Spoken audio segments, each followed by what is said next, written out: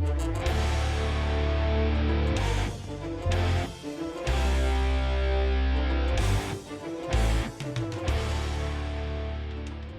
guys, welcome to Cinema Suitcase, Logan and Kevin, and today we're gonna be doing one of my favorite horror movies, The Descent. The Descent is like one of my favorite horror movies. I remember it was about 2 years ago. Just like a brief intro, but like it was 2 years ago. I was watching Chris Stuckman's review for the new Hellboy reboot, which was very, very good. Excellent reboot. True. I've loved, critically acclaimed by the fans. Yeah, exactly.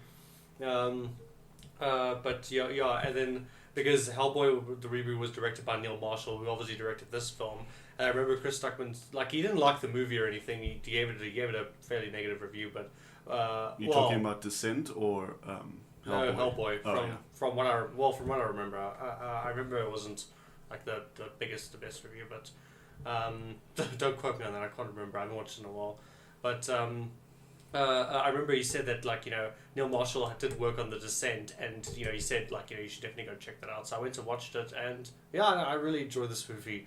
It's one of my favorite horror movies ever, definitely. Can see so. Yeah, you've been geeking out about it. Was Yeah. that your introduction to it, or have you not said that? No, yeah, that was my. Well, yeah, I've got a little more to say, but yeah, that was pretty much that was how I heard about the film, because I never heard about The Descent before. Okay, And well, then that's by all how means, finish your story. out of it. But let's just get our stats out of the way. So this movie was written and directed by Neil Marshall. Written and directed. I thought you only directed it. Yeah, directed and Okay. written. Original music by David Julin. Cinematography by Sam McCurdy.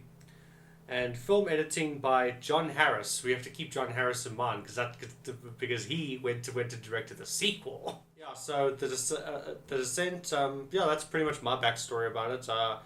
Chris Stuckman recommended it in one of his videos because even though he wasn't a big fan of the Hellboy reboot, he still said that Neil Marshall's a great filmmaker and that a lot of the other films that he's made in the past have been very good. And I still think that he could have made a really good Hellboy reboot. I think he could have actually made a really good Hellboy movie, but the problem was that there was just there was too many cooks in the kitchen for that movie. Mm-hmm. Yeah, so I see. So like the corporate dictated his direction. Well, the problem is there were a lot of people on set, a lot of producers. Everybody couldn't agree on one direction, and so it kind of got messed up. But well, that's kind of where, like what Black Panther says in Civil War. I don't care.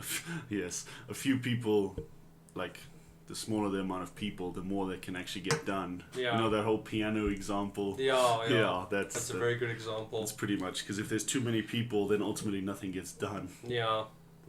But yeah, so other than that, the movie just really spoke to me. It just really impressed me, and I just really love this movie.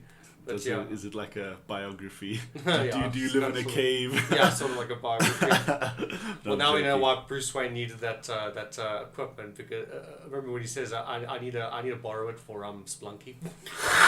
He's like Spelunky. He's like, yeah, cave diving. Cave diving. Well, now we know why he needed that equipment. Exactly. He went to go fight the Felma. Yeah. But should I say my introduction? Yeah. It's very, very brief. Basically, never heard of it. You and I met. You pulled me aside like a high school bully, and you shouted at me like, "Hey, watch this movie!" So I took your copy. I still haven't watched it, and now you're here. You made me watch it, and I liked it. I don't have any negative criticisms like that are too harsh. I think. Yeah. I think it was a very good film. Yeah. And that was pretty much my introduction. Was you Yeah. forcing me in like a headlock? Well, you're like 2 times my size. I don't think I could get you in a headlock. When I was asleep, you drugged me. Yeah. Taped the eyes. Yeah. But yeah, so when we decided to do October Horror Month, I decided that what we definitely need to do this movie for. I think so. Definitely one of my. It's Sorry, by all means. No, sorry. What were you gonna say? I was just gonna say I'm glad it's it doesn't rely on like gore factor. It's very claustrophobic and anxiety inducing without constantly being, that's my virus. Yeah. And my antivirus, without being too gory and relying on cheap scares. Yeah, yeah. It's a little bit. It's not entirely subtle, but it has hints of subtlety, which is very nice. Definitely. So to start the story off, we meet a group of women who are all they're like basically extreme sport adrenaline junkie guys who like to go out and do these extreme sports like canoeing. Like canoeing. Yeah, canoeing. They like canoeing, mountain base jumping, spelunky, all types of extreme sports. They like to do it together. We meet the three main women, who is Juno, Beth, and then obviously our main girl on the poster here, Sarah. And Sarah has a husband, and she has like a daughter, I think who's like 5 years old, because I remember later when they see the birthday cake, the reference is to 6. So obviously she was going to turn 6 that year. So yeah, pretty cool. And then also just spoilers, guys. So if you haven't seen the movie, just we're going to be talking spoilers, but yeah. So basically they're busy doing their canoeing, and then they finally come to shore and they get out, and then we see the husband comes to help them, and then he helps take off Juno's helmet, and then the two of them exchange a look, and you're just like, oh, okay, there's something going on there. And then they get into their car, and then they're busy driving, and the husband's like he's kind of like off in his own world. He's kind of like distracted or whatever. And then then Sarah asks him like, what's wrong? He says, I'm fine. And then they crash into a truck that was carrying those like, I don't know, those poles or something. Like rebarb type stuff. Yeah. Like rebarb poles, and then the rebarb poles come through, and then they stab both the husband and the child, and they both die. And Sarah's the only survivor. That was pretty creepy. Yeah, it was a very. I think that's actually what immediately grabbed me, because then I thought, because at first I thought, okay, Chris Stuckman. Because I respect Chris Stuckman. He's like one of my favorite movie reviewers. Like, I absolutely love his channel and his content. And whenever he recommends a movie, I always go watch it, because I'm always just like, yeah, no, this man has a lot of taste. So I watched it, and I think it was kind of that opening that kind of like really like shocked me, and I was like, okay, I'm in for something special. Because you read the synopsis, you kind of go, oh god, this is gonna be one of those like bad horror movies or whatever. But like, it actually is pretty good. It is very good. Yeah. And then we even get the scene where she's in the hospital, then she goes into the hall. She has that nightmare where she goes into the hallway, and then like the lights are turning off, and she's like running away from the lights turning off behind her. What was she running from, by the way? There were like ambient noises and like silhouettes in the back. There's a lot of like deeper themes about how she's running away from loss and everything like that. Because this movie goes over like loss, like a loss, ego. It goes over so many different themes, and then she like walks into Beth, and then the thing is, there's that very emotional scene where like Sarah then finds out that, oh yeah, my husband and my child are dead. That's of course. And I think that's just what really got me to like this movie, was just the emotional opening. Because like, for example, like with the first John Wick film, the one thing I liked about John Wick was that what sort of set it apart from just being your average action movie type film. Aside from having Keanu Reeves in the main role, was that emotional opening where like you find out about his past wife, and then his dog dies, and then it's kind of a good way to emotionally hook your audience and to get them to invest in the protagonist. That's kind of what I've talked about on our previous episodes with Jurassic Park and Anacondas, I think it was, where they have an opening scene that sort of grips you. Yeah. Like initially, and then it's kind of quiet for the rest of Act 1 until things start to pick up. Yeah, basically. So then we pick up about a year later. Sarah and Beth are headed off to go find Juno, and then obviously one detail was that we do see Juno in that hospital scene, and she's like obviously upset as well, but she leaves. She doesn't come to comfort Sarah like Beth does. Juno actually just like she like straight up leaves. Like, hell no. She's just like, I can't deal with this, so I'm leaving. So we cut to a year later. They're going to go meet Juno and and some other woman, and they want to go do like this cave. They want to go do some cave diving, extreme sports type of thing. They have this one cave system that they want to go explore and everything like that. And yeah, pretty much picks up from there. They're basically at this campsite. They sort of get to know each other. We sort of get to know all the ladies. and all of them kind of represent different themes. Like the one is like the one girl. Can't remember the one girl that was the one girl with the short hair that was training under Juno. Oh, don't ask me, mate. I didn't catch names. Yeah. I struggle to remember names sometimes, but dude, same. Yeah, one of them like is very adventurous. The other one is very like, you know, Beth is like sort of like more like a motherly type of role. Sarah's obviously the one with loss, and then Juno represents ego. She's like she is a bit narcissistic. She is very narcissistic and very egotistical. And always has to be right and everything. Yeah, I mean, I should, like, looking back now, your argument is quite valid. She is very like, you know, in your face. No, you weren't thinking that when we were watching the movie. The whole time we were watching the movie, you just go, you wanted her number, basically. Yeah, no, she's beautiful, but I still didn't pick that up until you mentioned it. I mean, I guess I saw it, but I didn't. She didn't seem like in your face about it. You know, she just came across as kind of arrogant. No, it's more in more subtle ways. It's not like direct. It's not like the filmmakers are beating you over the head, saying this woman is egotistical. You get the damn thing, you idiots. True. Yeah. That's every movie these days. It's basically just like, did you get the damn themes? Idiot. I don't know. A lot of movies, that's the problem these days with writers, that they don't trust the audience to actually get it. They always have to like blatantly tell you what they're trying to get across. No, that's true. Without subtlety or nuance. Yeah, it's kind of out the window. Yeah, exactly. Oh yeah, then while I'm busy looking up the names, what did you think of the jump scares in this movie? That's something I want to get your opinion on. The jump scares. I think they played them to their strengths. They weren't abundant and like cheap. Whenever they used them, they were effective because the way the sort of scene was constructed, I'm trying to word it nicely. It never felt out of place. It felt like it was a natural time for a jump scare to occur. Yeah. So that's what I say. I think it was pretty good. Yeah. I'll continue on that point now. I just want to read the names. The one girl, the Scottish accent. I'm pretty sure it's Scottish.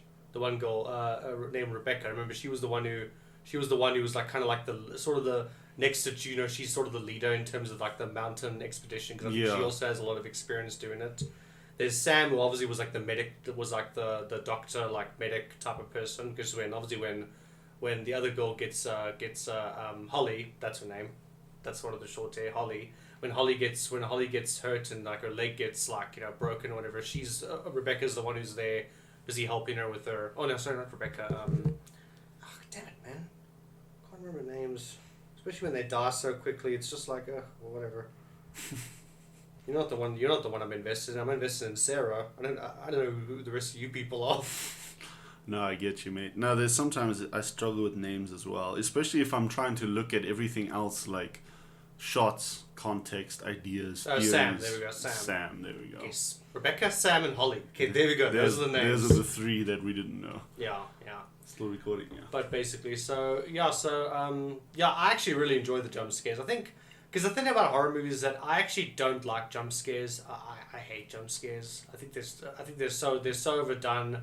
And then obviously the problem is almost every horror movie you can see it coming a mile away. Like, yep, there's a music building tension. There's a jump scare coming. Yep, there's a jump scare.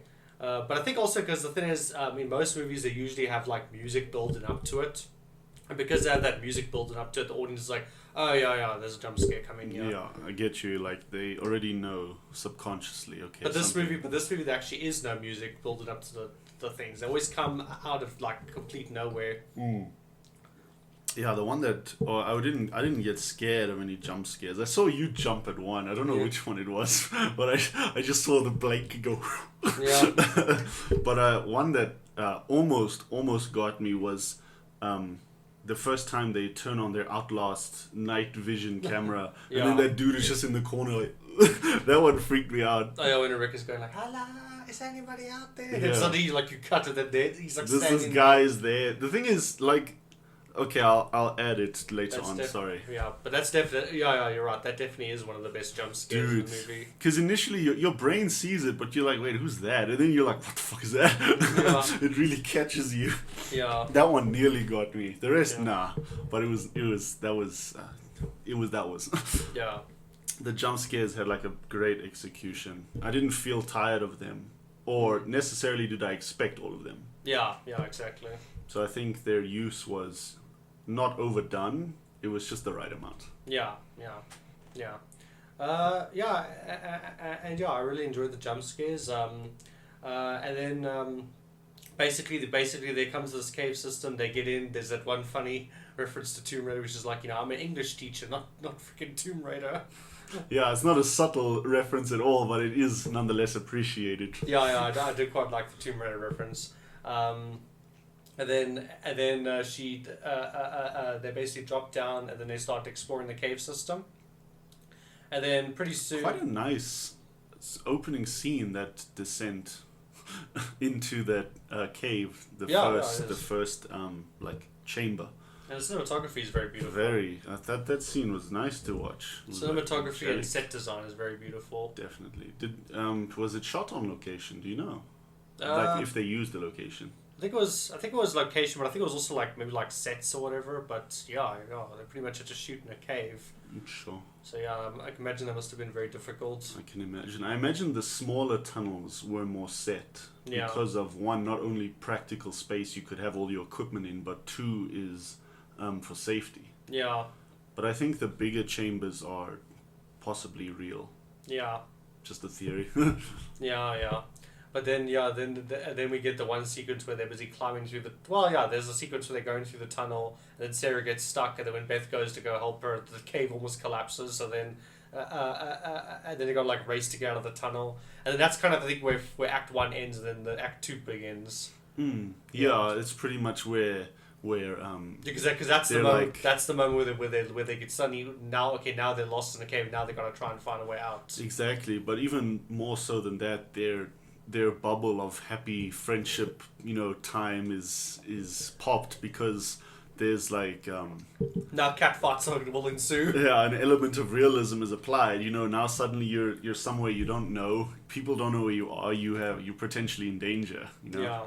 Not immediate danger, but if you get lost or stranded, they'll eat each other. So, I thought once they escape that tunnel collapse, then they're kind of grounded again, brought back to Earth. Yeah, it's pretty crazy. And then we find out that Juno, because we saw that Juno left the map book inside the car before she left. Yeah, I didn't quite catch the title of that book, but it was some sort of cave system, something to do with caves. Well, yeah, it was like a tourist map guide of like the different caves and stuff like that. I couldn't work out the cover, but I figured it was something... A new system that nobody's ever claimed or discovered. I call bullshit. If they have a perfect dirt road that leads 100 or, I don't know, a K or two from the cave entrance, no ways no one would have discovered that by now. Maybe not named it, but it's discovered. They had a dirt road going to the cave. Well, maybe it's the top of a cave where they kind of don't go in there. Yeah, maybe. But everybody that's gone in there has never come out, never come back out. We've sent in search parties never came back. So don't go in that cave. Yeah, so just bomb it and fill the entrance. It's the level 50 locked dungeon. You have to be like at max level with like super awesome equipment to be able to get through that dungeon. Like Fallout 4 or Fallout what are those suits called? The power armor. Power armor. There we go. That's what you have to have on if you want to go in there. Yeah, you have to fight those ghouls. Yeah. What are they called officially? Do they have a name? Or they just sort of not really. They're just creatures. Cave dwellers. Cave dwellers. The Flintstones. Yeah. I'm gonna call them the Flintstones. Yeah. So what do you think of the creature design in this movie? Because obviously, I mean, it happens a bit. Like obviously, they're busy trying to get out the cave. Sarah, there's a couple of times where Sarah sort of thinks that she's seen something, and there's one point where she actually does see a man, like at standing there, sitting there by some water, but he obviously scurries away, and nobody believes her that anybody's down, that anybody could possibly be down here.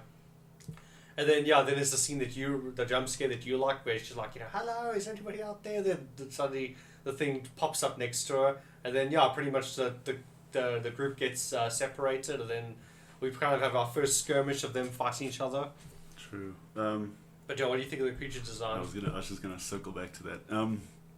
I appreciate their level of realism. I'm pretty sure they were human at one point. I mean, especially with that ancient climbing gear, they sort of hint to it. Yeah. Remember, she finds that like buckle type piece of equipment in the ceiling. Yeah. So I think that they were people at a point, but like they're obviously living in the dark for generations, possibly. Well, they said later that they've evolved so they can live that they can live inside a cave system like this. Exactly, because they're pretty like animalistic. Yeah, because they kind of look like Smeagol, sort of like a Smeagol type thing, but also look like kind of like the Falmar from Skyrim. From Skyrim, those weird like cave like creature things that you fight inside the dwarven ruins in like Skyrim. Exactly. That's what I kept referring to them as. They are. Well, I mean, I also just say that they're just a Falmar. They're just a Falmar. So Skyrim actually copied them because Skyrim came out like 7 years later. Yeah, so Skyrim probably took inspiration. Probably. Anyway, as I said, I appreciate their realistic approach to the creature design because, as I said, they might have been human at a point because of that ancient climbing gear that they find, but their ears are like a lot longer so they can channel more like sound waves, which is because they're kind of blind and they actually track their prey via sound. Exactly. I'm trying to think of the evolutionary survival thing, because now obviously if they channel more sound waves into their larger ears, they'll hear better, which is a great thing. And also, I'm not sure why they're still like, I don't know if those were born, but why they have eyes at all. If it's like 4th generation, or okay, it does take thousands of years, so let me not jump the gun, but I think the eyes are sort of a creep factor because they have no use for their eyes. Especially if they have like kids, they were never born with sight. I don't know. Theorizing. I don't know. I'm not a geneticist. I don't know. Some people more qualified can figure that out, but yeah, but I don't know. I guess maybe like you said, like it takes quite a while to get rid of that, to get that out of the gene pool. So the problem is they're probably just born with eyes by default, even though they don't really use them. Need them. Yeah, that's true. Okay, well, that's my 2 cents on the creature design. I think that they were realistic, and I appreciate that. Yeah, and I remember you said to me oh yeah, these poor guys have probably been down here so long, they probably have never seen a woman before. It's like, and I said to him, no, there's female versions, and then later we do see a female version. Yeah, the queen or that actually has hair. Oh god. Yeah. Yeah, that Gollum's crazy ex yeah. lurking in the caves. I'm okay, thank you. Yeah. I suppose that's, again, coming back to the whole evolution thing. It takes a long time to get rid of traits. So I don't know if this is like 1st generation creature. That's what I'm trying to work out, but I'll have to let it go. Yeah, I don't know. Point is, there's dude versions and they are not. Yeah. I bet you they don't have gender politic issues. Probably not. They don't have SJW keyboard warriors. Keyboard warriors, yeah. Nope. Yeah, thankfully. So yeah, and then but yeah, basically in the first like little skirmish that they have, they all get separated, and then Juno because Holly earlier when they were busy exploring, Holly ran ahead, even though the Juno kept saying to her like a bunch of times like, hey, stop, slow down. Whatever, but this woman just wanted to get out the cave, apparently. No, that to me really upset me. You remind me of that. Yeah. Sorry, you can continue if you want to, but that really upset me, dude. Yeah, I was kind of because they were all like, all right, stay together, we're gonna be all right, and then she was like, oh hell no, and she did anime run down the cave, and then she fell in a hole and her leg got wrecked, and she was like, how could this have happened? How could this have happened? This is all your fault, Juno. Dumbass. And apparently she's one of the 2 experienced, like, no. I think she's experienced like in base jumping and that type of thing, not cave diving. Maybe. I don't know. It's just that it was a complete 180 of logic for her to sprint off. What was your end goal, lady? Did you see a sign for the bathroom? To get to the thing. I don't know. Maybe she needed to like. I don't know. That's why it was a joke. Maybe she did. But she wanted to be the first one out. She wanted to be the first one out of the cave. She's like, "Oh, it's a race, guys. It'll be fine." Yeah, but anyway, she falls, breaks her leg and everything, and then they have to sort of carry her, and then then she basically, and then obviously when the creatures show up, she's the first one to get killed, and then obviously they're trying to drag her away, and Juno's trying to save her. Then Juno ends up fighting two of these things, and she kills one, and then Beth sort of comes up behind her, and then Juno swings her pickaxe, and it stabs right into Beth's neck. I didn't expect that. I'll be honest with you. I appreciate that they did it, but I didn't think it would happen. I didn't even process the idea of an accident happening with that thing. Yeah. It was cool, but I don't think Beth is not the main one. The main one is? No, the main one's Sarah. Sarah, there we go. Sarah and Juno. Beth is the girl with the short red hair that's Sarah's best friend. Yeah. So, and then Juno is the other lady. Yeah. The one that's sort of the egotistical one. Yeah. Yeah. I don't think that Sarah should have killed Juno. It was an accident when she swung at Beth. She was full of adrenaline and everything. Okay, well, we'll get there. We'll talk about it. We better, because that was bullshit. Yeah. But anyway, so she kills Beth, and I just really love that scene. I love the regret on Juno's face, and then also as Beth is lying there coughing out blood and everything, she sort of disappears into the dark. She starts to backwards, and then eventually she just gets enveloped in the darkness. I really love that cinematography, and that's pretty good. Yeah, it's very cool.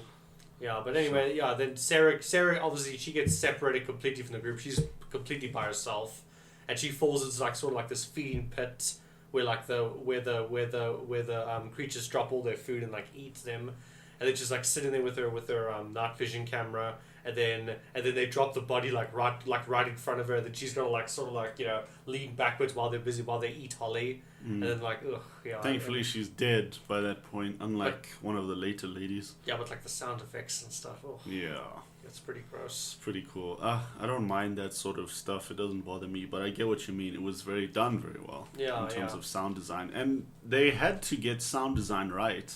Because a lot of the time you don't see very much on the screen. Yeah. The lighting is quite minimal. It's very good. It's a good example of low-key lighting. Very good example. Actually, yeah, that's almost inspirational levels of low-key lighting. Yeah, exactly. But that's why I say they have to get their sound perfect. Yeah, because most of the lights in the film is actually obviously they've got obvious lights that they're using.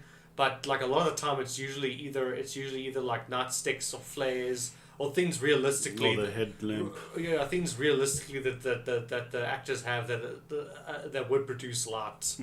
Exactly. Yeah, it's very well done. But so we basically go through this cave, and then Sarah manages to get a torch thing, and then while she's exploring, she eventually comes across Beth's body. And Beth, when Beth was killed by Juno, she ripped off Juno's necklace, and it was this little metal shard, and then the thing has love each day, which is what Sarah's husband used to say to her. That's a word, but it's not a phrase between the two of them. So as we were saying, with the husband, it's just dude, come on. First of all, you cheat on your wife, so that's already unforgivable. But at least if you're gonna do that, at least be smart about it. It's a little bit stupid of him to use the same phrase. How obvious of a breadcrumb trail can you leave? Yeah, dumbass. How did they know each other? I don't know. It's never explained. I'm assuming that they met and she was obviously.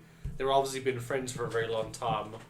Oh, okay. And probably Juno met the husband, and then the two of them got together and did their thing. And then but like I said before we got cut off, the husband is just I can't think of anything else or whatever. Whatever, yeah. Yeah, whatever. They're not gonna notice. Yeah, the guy had the guy had zero creativity. He really didn't. He was horrible. Yeah. I bet you he was like a TikToker. He was pretty handsome and pretty stupid. Yeah, basically. But yeah, and then he basically, while Sarah's busy exploring the cave by herself, she stumbles upon Beth, who's still alive. I'm surprised she was still alive, but she's like lying there in her own blood, and then Sarah's trying to help her up, and then that's when she gets the necklace, because when Juno stabbed Beth, and Beth fell to the ground, she like pulled off Juno's necklace. A necklace, and then Sarah gets it, then she sees the love each day, and she's like, oh, that's kind of when she has that realization. Exactly. Now I'm putting it together, because I remember that phrase. Love each day. Love each day. Because she mentions it at the beginning when they're at the camp. Exactly, and that's obviously what I think is the only time they say it out loud. Yeah. And I made a note to keep this in mind. And yeah. I only know now that there was that's why I love this movie so much. There's so many deep layers to it. There is. It's so well thought out. That also makes sense why Juno didn't go to Sarah in that hospital scene. That's why she left so early, because the thing is she couldn't be around her. I remember seeing someone turn around, but I never saw the face, so I thought it was like a hospital staff or just another person in the hospital. I didn't realize that they were associated, but now that you mention it, I remember seeing that person walking away, and I was like, I didn't see their face. Yeah, there was a close-up shot of her though. Yeah, was there? Yeah, there was a close-up shot before they cut to the long shot of her walking away. There was a close-up shot of her crying or whatever, because obviously she came. Oh, okay, yeah, you're right. She came to visit Sarah. Then when she saw how devastated Sarah was, she like kind of left out of True. guilt. Yeah, you're right. Okay, I thought maybe she just couldn't handle people crying and like. Ugh. No. Well, the thing is, that's kind of the depth of Juno's character. Not only is she egotistical, but she also her character represents guilt. Because that's the problem, is that's why she wants to bring Sarah along, because she wants to discover this new cave system, and then she even says to her at one point, like, I was hoping we could name it after your name. And then, but then Sarah fires back with, or your name, and then before going off, trying to sort of play back into her ego. And then even when they first discovered that they're in the wrong cave system. Rebecca even says like this is an ego trip. Now I need to watch this movie again. You do need to watch it again. But yeah, no, it's pretty cool from there. Then basically, and then also Beth obviously is on her deathbed, but she doesn't want to be discovered by the animals and like eaten alive. So she asks Sarah to basically end her life, and then. I understand it's like kind of like putting her out of her misery, but you can tell that it's very hard for Sarah, because she has to kind of let go of another loved one, that person that's very close to her. So she kind of does that, and then later obviously, and then pretty soon after that, the one of the creatures shows up, and then she fights it. She ends up killing I think one of the male things, and then the female rocks up, and then the two of them get into a fight. And then they, while in the fight, Sarah falls into this like pool of blood, which is like, I love that scene. It seems so great. And then she comes out, like her face is fully covered in blood and everything. It reminds me of Tomb Raider, the first one, when she goes through that river of blood type thing. Yeah. The 2013 Tomb Raider. I haven't played the 2013 one in a very long time. Yeah, there's that thing where you fall into like this river of blood and you have to swim up it. Oh yeah. I remember that. Yeah, I remember that now. It gave me those vibes. Yeah. And then she fights this female monster, Falmor or whatever, that she ends up killing it. And there's that part where like she like gets up onto the rock, and she's standing there, and she like just screams. There's that scene where she just screams or whatever. Yeah, I'm sure it's like mental distress. The thing is, what I love about that scene is I feel that's kind of the scene where Sarah just like breaks and she just turns. She lost it. Yeah, because I feel like when her falling into the blood is sort of like a metaphor of her being rebirthed. Yeah. It's sort of like a rebirth scene, especially with the blood and everything. And she takes her time to get out. Yeah. Like, she's completely submerged for a while. Yeah, it takes her like a few seconds before she eventually takes her head out. I was like, lady, what are you doing? Sorry, I didn't mean to cut you off. It doesn't like get out like quickly. She takes her head out, she like looks around, because she knows the beasts are around. Yeah, I see. But yeah, she killed. Get behind your argument of being reborn there. But yeah, she kills like 3 Falmor in that entire scene, And then I feel that that's just kind of the scene where she basically just snaps and she's just like she's gone now. Twisted. She's basically crazy at this point. Yeah, you can even see it when she meets up with Juno later. She's got like these really, this death stare, and I'm like, she's kind of a loon. It sort of like relates to, sort of like make a Batman reference here, but like kind of like the Joker with like, when he says like, all it takes is one bad day to make you go crazy, and then in Sarah's case it's 2 bad days basically. Too bad, yeah. Where she lost her husband and her daughter, then her best friend that she was obviously very close with and was there with her the whole time. She's now gone, so now she's just got nothing left. Pretty much. And then and then Juno, they obviously we occasionally cut back to Rebecca and Sam were together. The two of them are hiding, and then Juno's also by herself. And then they sort of work out that these creatures obviously work by sound, but Juno's over here busy going like, hey. Beth, Sarah, where are you guys? Okay, obviously not Beth, but like Sarah, Rebecca, where are you guys? Like, jeez. At one point, like there's one point where the two of Rebecca and Sam are lying together, and then a creature like goes past them and everything, and then like Sam's just like, she's gonna get us all killed with those noises. Yeah, dude, like they were even saying, we even made fun of it. There's this one scene where they're like, you have to be quiet. And then the very next scene, they're like, hey, guys! Walking through like they're like on a Sunday drive, dude. It's funny. It's just like, we were making jokes. Like if we were in that situation, we would not be making a sound. We would be like as silent as a kitten. Dude. Yeah, you even said you'd be quiet. I would be quiet too. Like, not saying anything. No. Yeah, basically. So, very interesting. Plus from the like aspect of being quiet, you don't know how like sensitive that sort of place is to sound. You could cause like a rock slide or anything. Yeah, exactly. But no. Yeah. They go around like it's 21st birthday. Like, hey, what's up? Yeah, I don't know. Yeah, it's stupid. So, basically they're busy trying to escape. Sam starts climbing on that because there's a part earlier where they sort of come to that cliffside, and then they got to like they shimmy the rope across so they can sort of like slide, they can sort of shimmy across to the other side, and then they want to shimmy across again, but then obviously one of the creatures finds Sam and kills her, like slits her throat, and then at the same time Rebecca gets dragged away and eaten alive, which is, I think that was probably one of the most gruesome deaths. Dude, like that must not be nice at all. Yeah, no. I don't volunteer. Yeah, and then we get to the bit where Sarah first finds when her and Juno meet up again, and obviously, like you said, she's got that death stare that she gives Juno. Dude, like I felt like she's gonna eat you or something. That's of course watching it. I hadn't made the connection like I just did during this episode of the affair. Yeah. So then I was like, why are you staring into her soul? You should be happy to at least see someone from your social circle. But she was like, nah, I'm gonna eat your heart. I'm gonna freaking kill you. Yeah, no, even Juno was like kind of scared. She had like this that District 9 look. She had that look of like, what happened, and she even says like, what happened to you, and then Sarah says like, what happened to Rebecca and Sam? She's like, oh no, they're gone, and it's just like, what happened to Beth? And then like, Juno obviously lies and says, oh no, she died, and it's like, you saw her die? It's like yeah, she died, one of the creatures got her, like, I didn't kill her. And then that's pretty much, I think that's also kind of Sarah kind of going like, okay, look, I'm giving you one last chance. Yeah, that's what I thought as well. She's basically like, you've got one last chance, okay? Tell me what happened. And then obviously she lies to her and she says, okay, you're dead. I'm gonna kill you later. Mm-hmm. Yeah, that was pretty much the final straw. Final straw, exactly. Because I was like, come on, lady.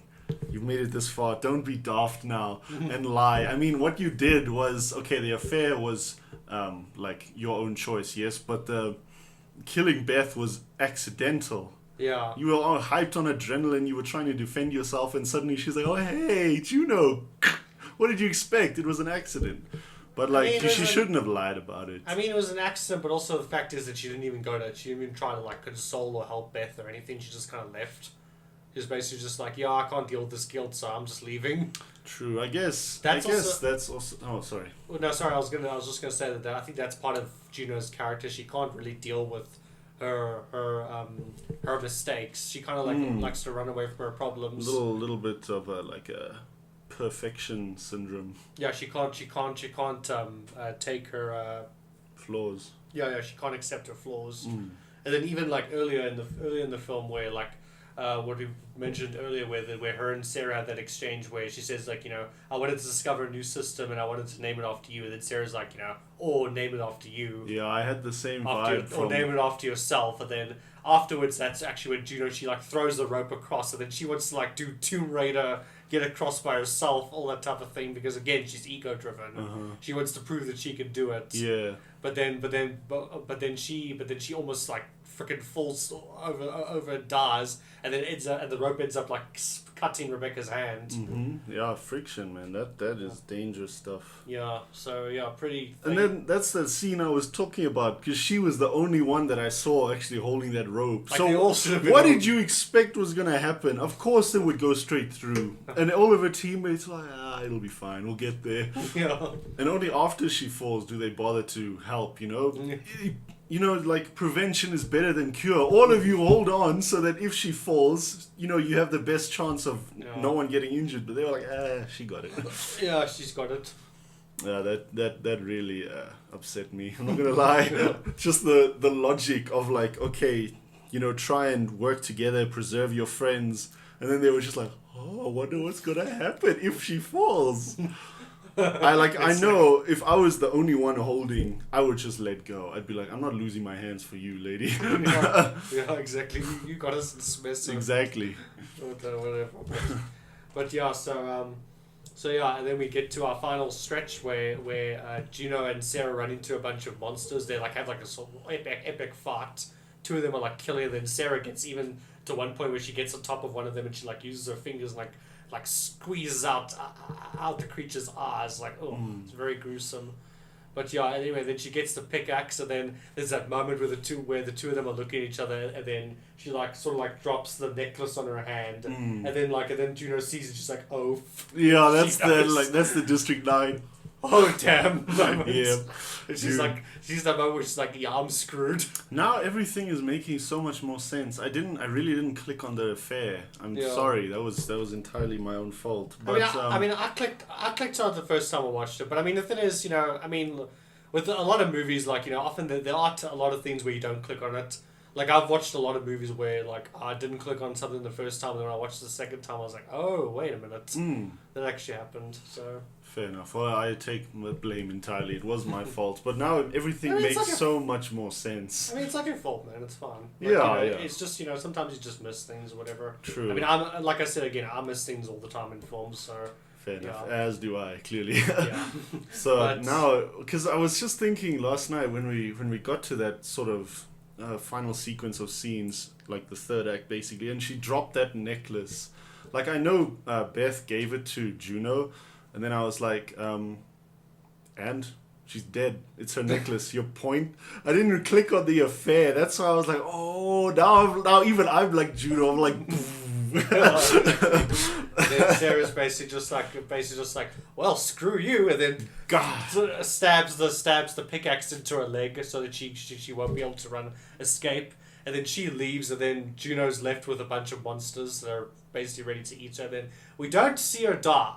We hear her scream, but we don't see her die, which is going to become important because we're going to talk about the sequel. Again, obviously, the sequel's not going to get an individual episode, but we might as well... I can talk to you a little bit about it and tell you what happened in it. I try not to spoil it, but I do want to know what's up. No. Oh, okay, do you want to watch the sequel?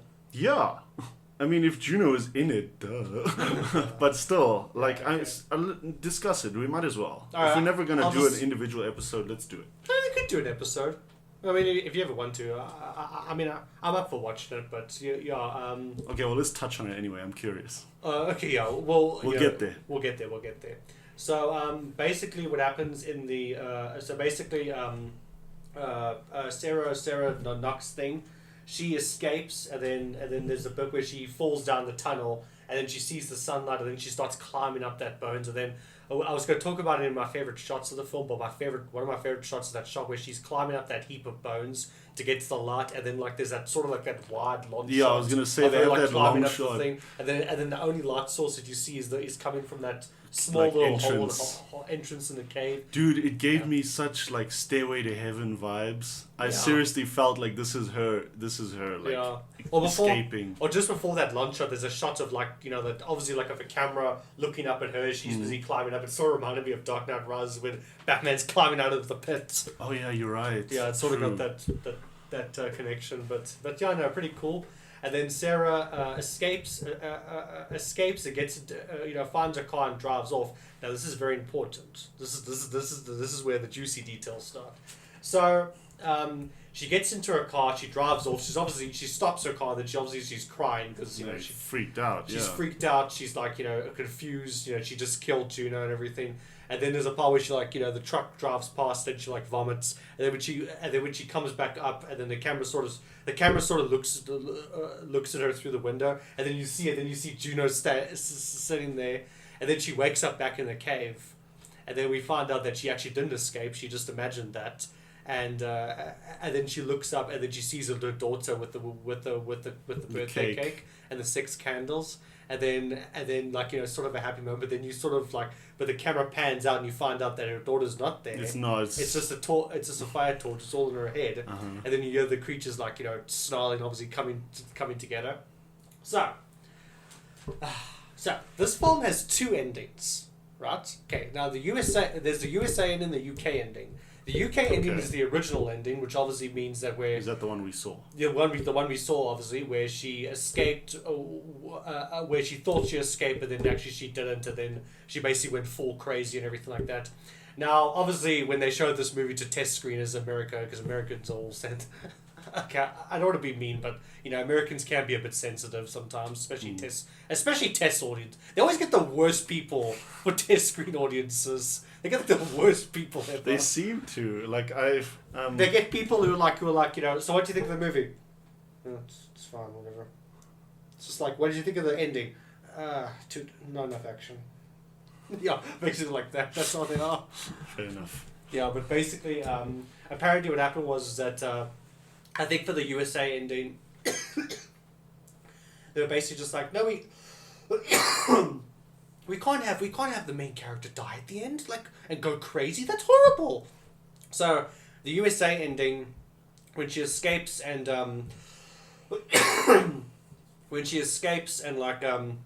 gets in her car, and then she sees Juno's ghost or whatever. That's where the USA film cuts, and that's where it ends. And then the UK ending obviously is the proper ending, where she imagines escaping and she's actually crazy and everything like that.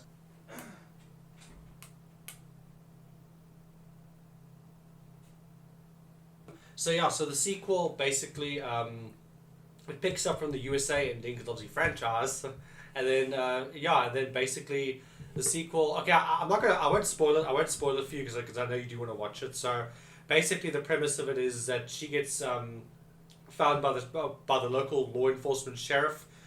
She tells them hey, there's these freaking monsters down there. But the sheriff basically is this asshole. He doesn't believe her, and he wants to go back in the cave and actually find out what really happened. But we all know what happened, and they go into the cave, and let's just say chaos ensues. Fair enough. Okay. Yeah. The sequel, in terms of my if I give my quick brief, spoiler opinion of it. The film is decent. I think the director did the best with what he could, because obviously Neil Marshall didn't come back, the writers didn't come back, and he pretty much had to. They pretty much just said to the editor, hey, you want to direct the sequel? And the editor was kind of just left to John Harris. He was kind of just left to sort of salvage what he could. The sequel does have some good moments. It does have some very emotional moments with Sarah, because Sarah obviously she's my favorite character of this film. I love Sarah, but she basically she has a lot of emotional moments, and you can see there are certain moments where she has a lot of regret for what she did, and it's a very good movie. It does kind of have that stupid Hollywood horror movie ending where they want to set up a franchise, and then the ending for the sequel one is kind of terrible. But anyway, basically, It's a decent sequel. It's not too bad. For me, the canon ending though is the UK ending where she kind of like snaps at the end, and then we find out that she didn't actually escape and everything kind of gets wrapped up in a neat little bow. But yeah, we can definitely watch even if we don't do an episode, we can definitely watch the second one in like our spare time, maybe after this. Yeah, and we can just maybe in like another episode where we do just before we start that discussion, we just briefly talk about Descent 2, like our opinion. Descent Part Not a 2. full episode, but like the first 10 minutes or whatever, we just talk about it. Yeah, we talk about it. So yeah. And yeah, I wanted to ask you something. Do you think she got wrecked? Who? Sarah. Sarah. If she stayed, I mean, she's a loon now, and she's in that cave. Do you think she got wrecked, or do you think she like tomb raided that stuff and survived and wrecked as many as she could before she went down in some heroic blaze of glory?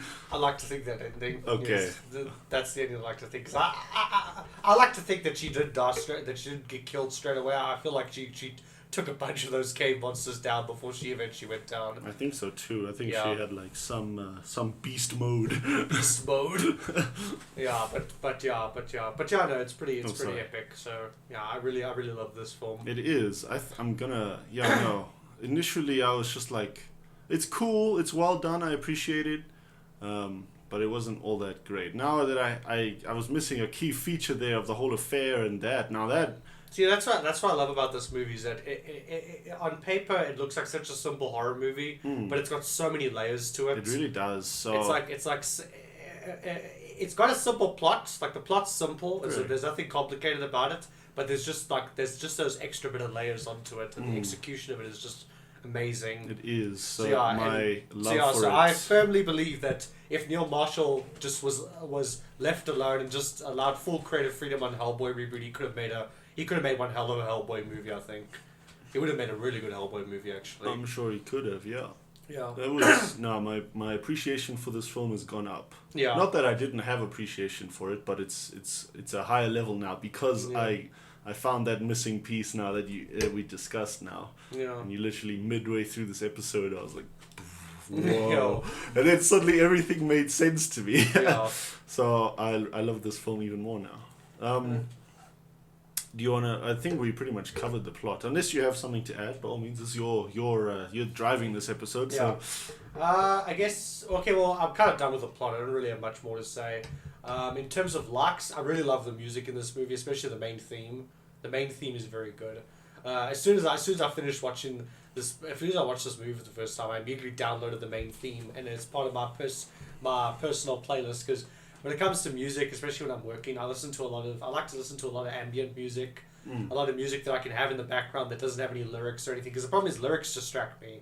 When I listen to a song that has lyrics, it distracts me, and then I can't focus properly. So I listen to a lot of ambient music when I'm working and stuff on my computer. And this is one of the main theme of this movie is one of the songs that I play. And then the last part about that track is that right at the end of the track.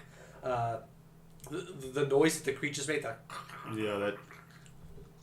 No, fuck, I can't do it now. My nose is blocked. Yeah. But that like sound that they make right at the end of the music when the music plays, that you hear that little sound. So yeah, now I love this movie. This movie's fantastic. Can't do it now. You'll have to do it right into the mic no. to be able to hear it, but yeah, no. Yeah, I'm not even gonna try. So yeah, that's pretty much my thing. Are there any shots that you liked? Plenty. I actually made a list because we're watching so many movies now, and you said Descent was a deeper movie than what we previously watched. Because a lot of our October horror movies are like simple plots, simple story, and everything. So like that. I made a list. Because I remember I told you that this is the one movie that's a bit more deeper. I agree with you. So I made a list of the few shots that I liked. So the first one. I'm not really sure to describe it. I hope it comes to mind if I describe it. It's basically like when they first enter, not the main chamber that still has sunlight and moss where the bats come. Yeah. It's sort of the next chamber. There's like one close-up of one of the cast, and then in the distance on the other side of this like bowl type thing, there's another character. You know what I mean? Yeah. It's lit with the red. I know the shot that you'll refer to. That shot I was like, damn. I'll probably be editing this episode, so I'll make sure to include all the shots. In edit. That's fine. And Oops, I wanted to say also, when we were talking, you mentioned it while we were watching the film, is when I think it's Holly is the one that ran off and broke her leg. Yeah, that's Holly. Yeah, Holly. when she's crawling through and the camera sort of drags with her as she's coming through. Yeah. We mentioned that shot. I think that is very cool. That was a clever use of space. Oh yeah. I remember now the shot. Like she's busy crawling through, and then the camera sort of following her. Yeah. And then it's sort of like reversing backwards as she's running. Like it was really cool. That's a really cool shot. Trying to think now. See, I wrote these so quickly, so you have to give me a second.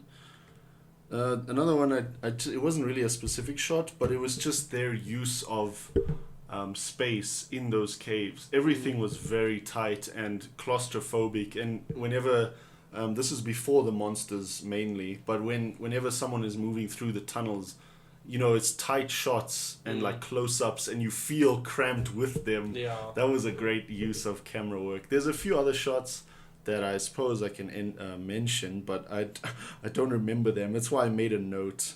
Let me see here. Yeah, that's fine. Oh yeah, there's like a close-up of Sarah after she comes out of that pool of blood. I don't know if it's immediately after that, but it's definitely after that scene. It's like a close-up of her, like her blue eyes, and then it's all red around. Yeah, that's a really cool shot. I think there's also another shot that they do sort of similar to that, like just as she wakes up from her nightmare, like just as she sees the ghost, there's like that close up of like her eyes. Yeah, and the red. That's what I was talking about. Is that shot? That is a very good shot. So nice. It's the contradicting colors of the blue and red. That's really cool. Yeah, the last shot you mentioned was her climbing up the bones. The bones, yeah. Yeah, that was my final shot of what I liked. It was really, it wasn't. It can fly over your head if you're not paying attention, but it was a kind of not so subtle escape from hell. You know, climbing your way out. Yeah. And then the godly sunlight coming through, and her descent. Well, her ascent into freedom, but more like her descent into madness. Yeah. So those were my highlight shots, definitely. Oh my. I left Audacity open. Yeah. So yeah, in terms of me, you pretty much mentioned all the shots that I liked. I think the only shots that I think I'd really add is maybe that scene where Sarah falls into the pool of blood. Pretty much a lot of the shots in that scene I love, just from the set dress and the production design, everything. I also love the shot where Sarah falls into the pool of blood, but before she comes out, and the water like sort of settles. There's those few moments where you actually see like it's like this red. It's pretty much like the whole screen is red. It's like this pool of blood, and you see like that little fire. That the torch obviously fell into the rock. And there's like that little fire going. It's very. Oh. I absolutely just love that shot. It's like a very like ambient shot. It's like that brief bit of harmony before ensuing chaos, maybe. Yeah, basically. It's very cool. I thought it was very. Is that your only shot before I continue? If I think of any more shots, I don't think I have any other real major ones, because I think you pretty much hit the nail on all the ones that I liked. But yeah, pretty much like all the shots in this movie are really, really good, and I really enjoy them.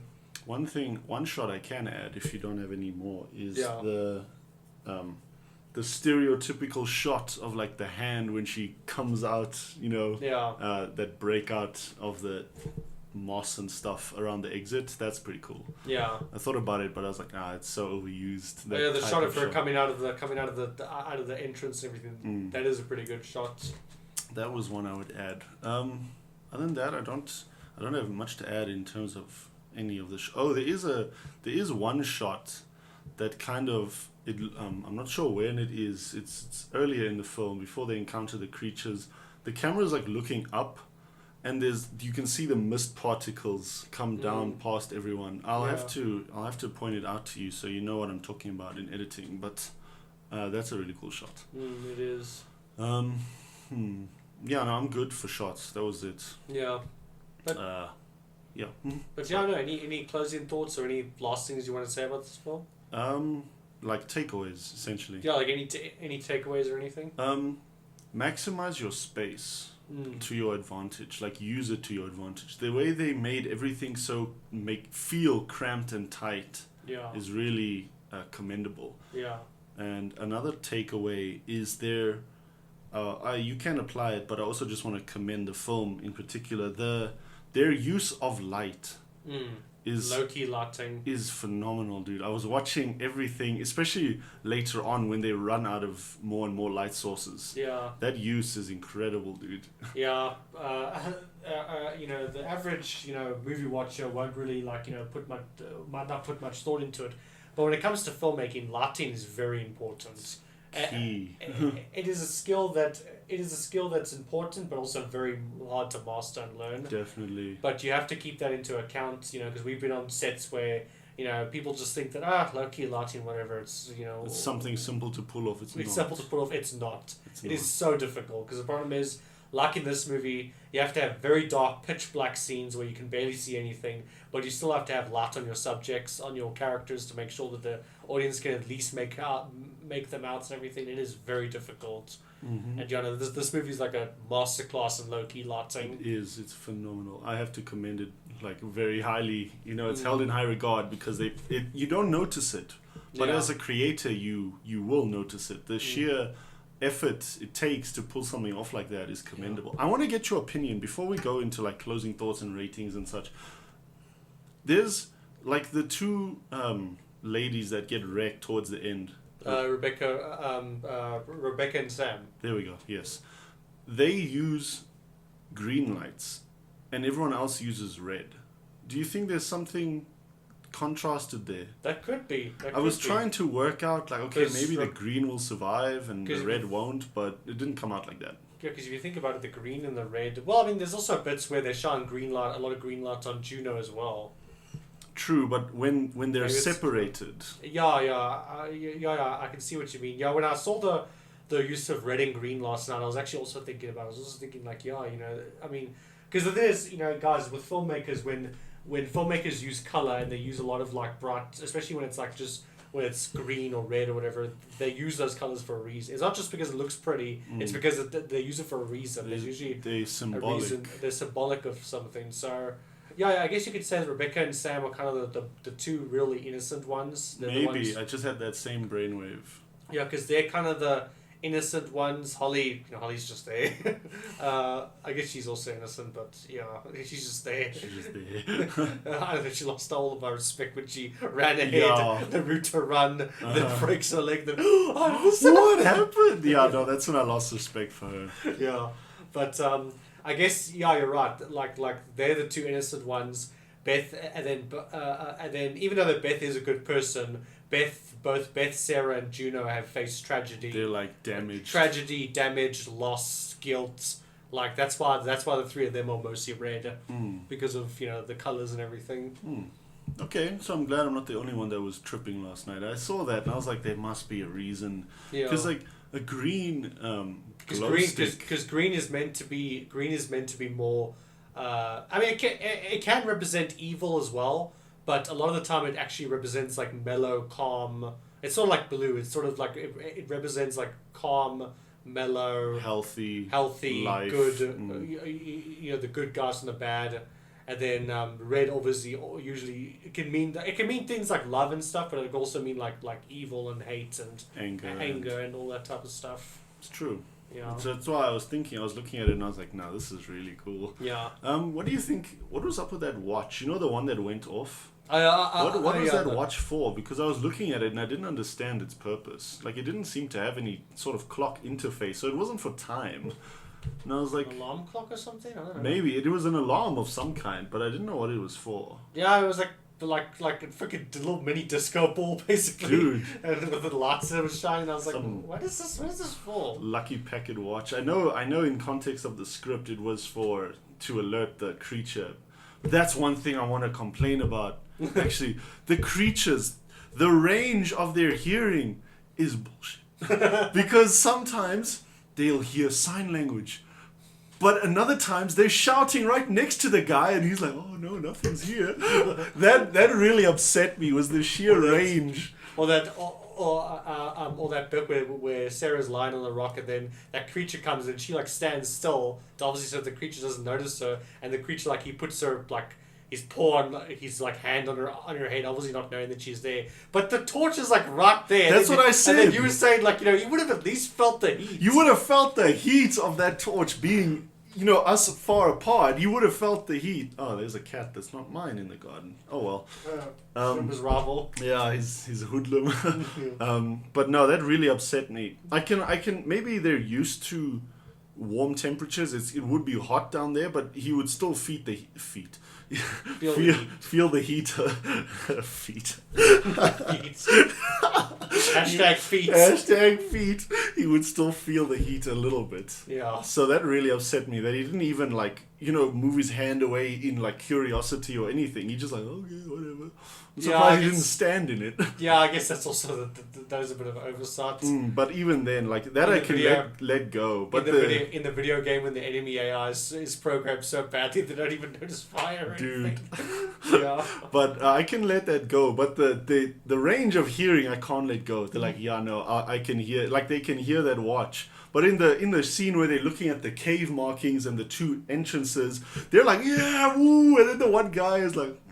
He's like standing right there. He doesn't notice anything. Yeah. That really upset me. Well, I think it was a sense of he did notice him, but he was kind of like waiting for his chance to pounce. Yeah, of course. Because it could be a thing where it was just him, and he's like, okay, I'm outnumbered. I'm outnumbered. I need to wait for backup because I can't take on 6 women by myself. And obviously that was no man can. And obviously that was before Holly actually got a leg damaged, because obviously they attack when the groups at their most vulnerable.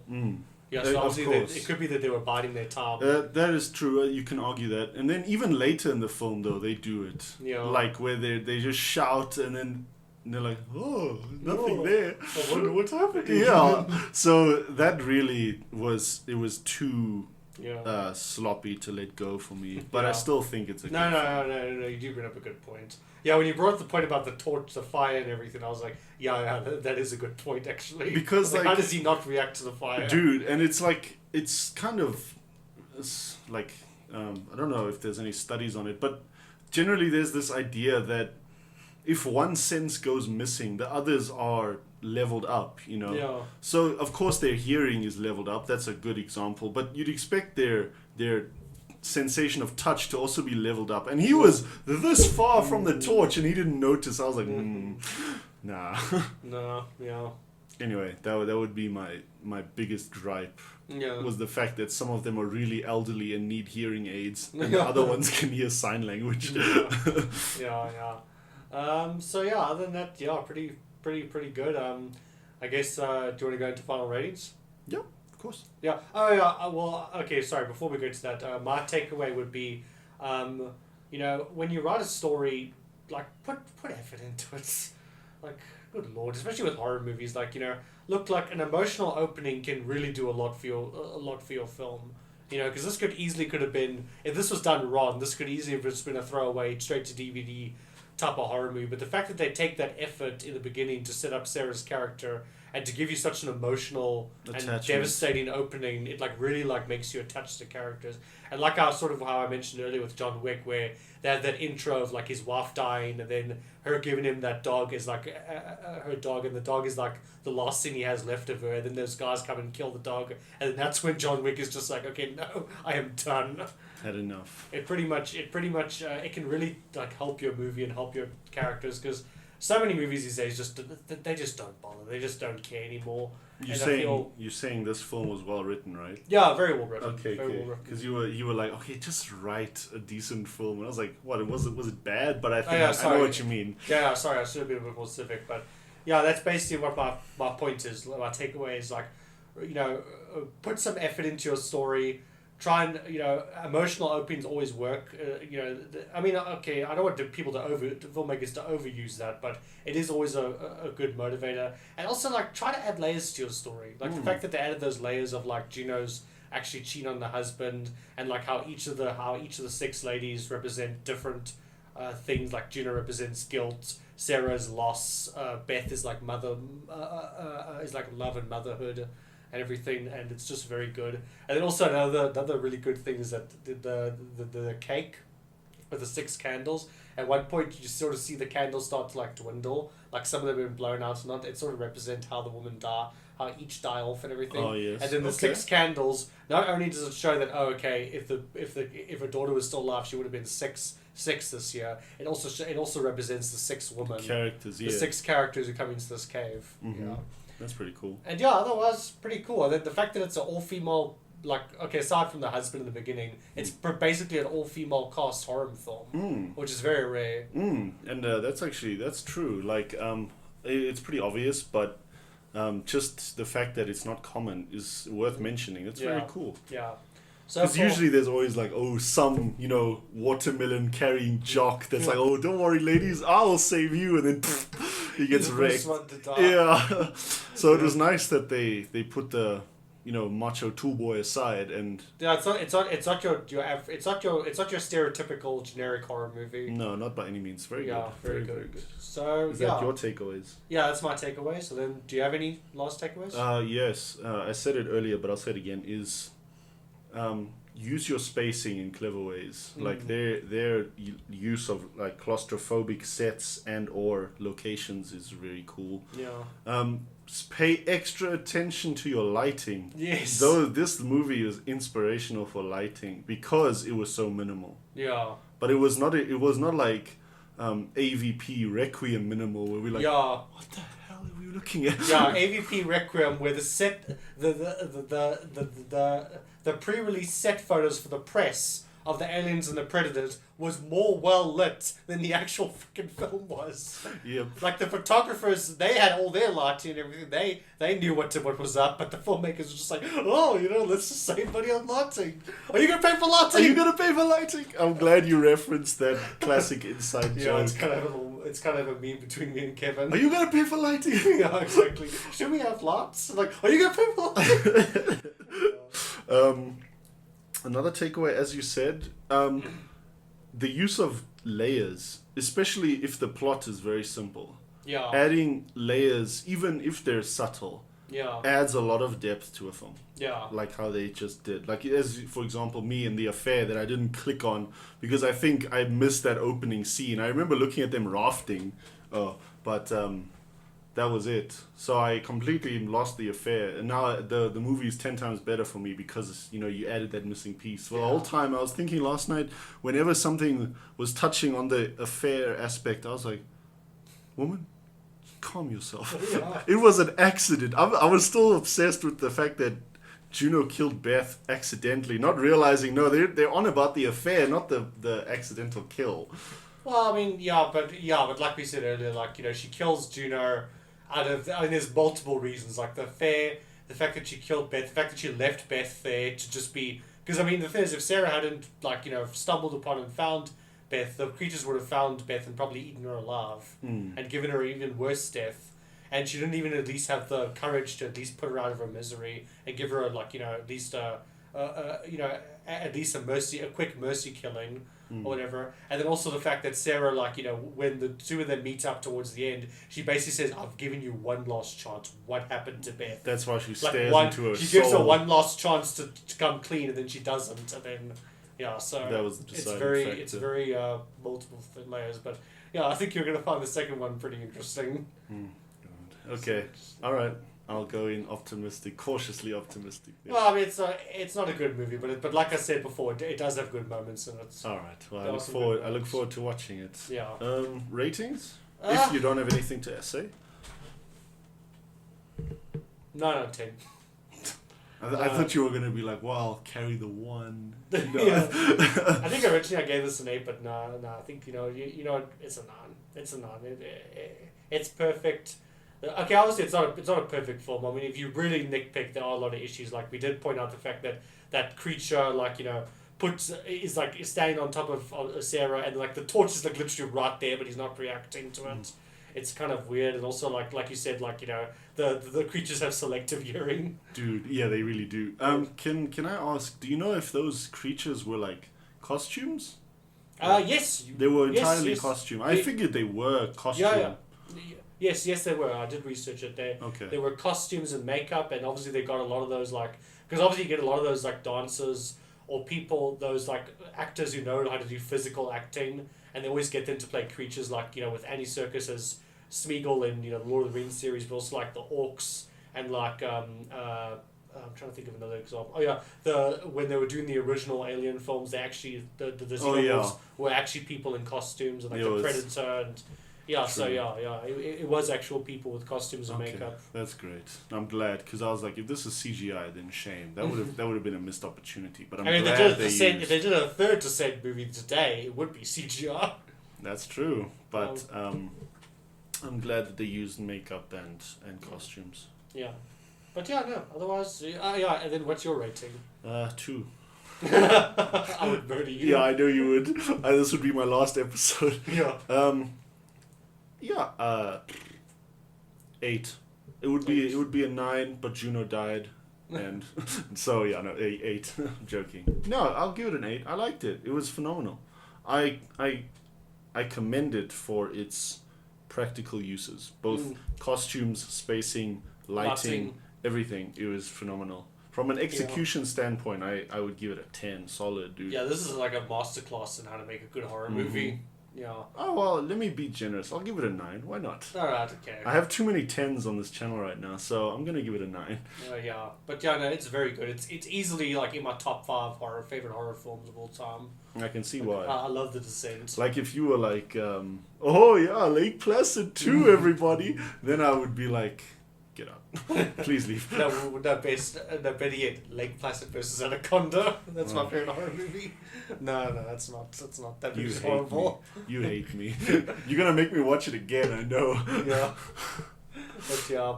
But anyway, thanks guys. Thank you for watching this discussion. We really enjoyed it. I actually thoroughly enjoyed it. I enjoyed that you blew my mind midway through about the fair. I was like, whoa. Yeah.